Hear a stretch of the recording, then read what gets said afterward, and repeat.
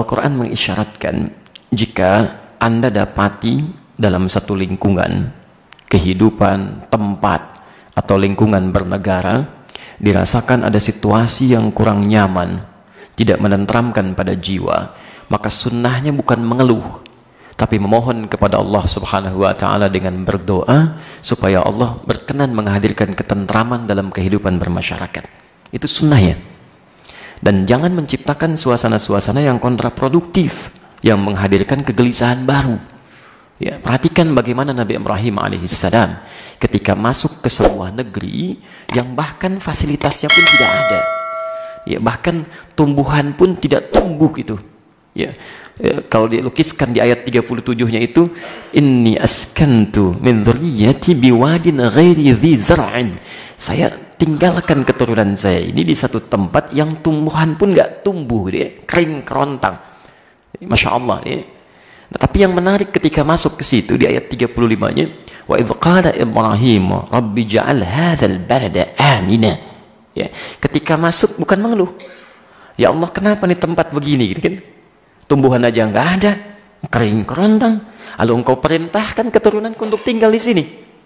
Yang menarik yang beliau lakukan adalah pertama kali berdoa kepada Allah Subhanahu wa Ta'ala agar suasana itu menjadi ladang ibadah untuk beliau, setidaknya bisa memohon ketentraman kepada Allah. Lihat kalimat ini sunnahnya, Rabbi ja'al hadzal balada amina. Ini bagian pertama. Ya. Yang kedua, jika kemudian di tempat itu ada keburukan-keburukan nampak setelah kita bermohon, sunnah kedua bermohon kepada Allah agar kita dan keturunan kita tidak terlibat dalam keburukan itu. Ini poin yang kedua. Jadi begitu Anda melihat situasi yang tidak nyaman di lingkungan tempat tinggal, atau baru datang ke satu negeri untuk beraktivitas, kan? Situasi kurang kondusif, satu minta keamanan dan ketentraman pada Allah. Yang kedua, jangan terlibat pada keburukan yang terjadi, apalagi jika keburukan itu menjauhkan Anda dari Allah Subhanahu wa Ta'ala. Ya, wajibni wa man ma'iya an na'budal asnam. Ya Allah, mohon jauhkan aku dan keturunanku untuk berbuat buruk, terlebih ketika itu menjauhkan diri kami darimu ya Allah. Ya. Jelas ya? Itu an na'budal asnam itu kesyirikan. Hati-hati. Kalau sudah ada muncul nuansa-nuansa di sekitaran mengarah pada kesyirikan, ya. Dulu Syekh Muhammad Hashim bin Ash'ari yang mendirikan Nahdlatul Ulama itu tanggal 31 Januari 1926 ya, pernah memberikan fatwa untuk mengingatkan agar masyarakat sekitaran Jawa tidak terlibat dalam nuansa-nuansa yang bisa menghadirkan kesyirikan. Ya, ini mempraktekkan toleransi ini. Ini sekarang lagi musim-musim toleransi deh. Ya, antum lihat di kitab beliau, dari 19 kitab itu ada kitab yang kedua.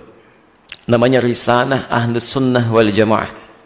Di halaman ke-14, di paragraf yang pertama, baris yang ke-4 sampai baris yang ke-7, posisinya sebelah kanan di atas itu di pojok.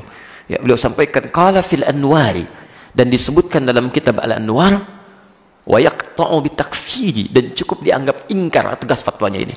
Ya, lalu nyambung ke baris yang kelimanya. Wa kullu fa'ilin fi'lan, yaitu setiap orang yang melakukan aktivitas yang langsung terlihat, tindakannya nyata kelihatan, ya. Wa kullu fa'ilin fi'lan la yasduru illa min kafir, ikut-ikutan dari perbuatan-perbuatan non muslim yang akan ibadah. Ya, kasujudi lis-salib, ya, seperti ikut-ikutan kata beliau, ada yang pakai salib, ya, awin nar, ada yang ikut-ikutan ke tempat penyembahan api, ya. Jadi ini jaga toleransi itu indah dalam Islam. Indah. Biarkan umat lain beribadah dengan kepercayaannya, tidak boleh diganggu. Tugasnya hanya berdakwah. Ya, kita berdoa dan berdakwah, tapi nggak boleh mengganggu orang. Awas, hati-hati, lakum dinukum waliyadin. Untukmu kepercayaan Anda, untuk saya agama saya yang saya yakini. La ikraha fid din, tidak boleh memaksa orang dalam urusan agama. Jadi nggak benar kalau misalnya ada orang Islam, maaf ya, masuk ke gereja misalnya kemudian sweeping, ya, berhentikan orang ibadah di tempat ibadah mereka, itu nggak boleh. Bahkan dosa itu. Ya, dosa karena la-nya la nahyi. Ya, Quran surah kedua Al-Baqarah ayat 256, posisi paling kiri sebelah bawah. La ikraha, tidak boleh memberikan paksaan. Ya, yang ada kita doakan, kita dakwahi. Ya, dengan dakwah itu mudah-mudahan ada kelembutan hati, bisa hadir petunjuk Allah pada diri-diri mereka. Tapi nggak boleh memaksakan, ya, sampai merusak dan sebagainya. Itu tidak diperkenankan. Ya. Tapi yang menarik, jangan sampai juga menjadikan semua aktivitas itu, ini toleransi tingkat paling tinggi itu. Untuk Anda silakan, kami nggak ganggu. Ya. Tapi juga, maaf, tidak boleh kemudian ikut-ikutan di dalamnya. Seperti kita pun tidak boleh memaksa mereka untuk ikut-ikutan tentang tradisi dalam agama kita. Ya, ritual agama kita. Ya. Antum Idul Fitri misalnya, antum pimpinan di perusahaan maksa karyawannya harus pakai jubah, ya, pakai sarung, pakai koko, misalnya itu nggak boleh. Ya, biarkan aja gitu kan.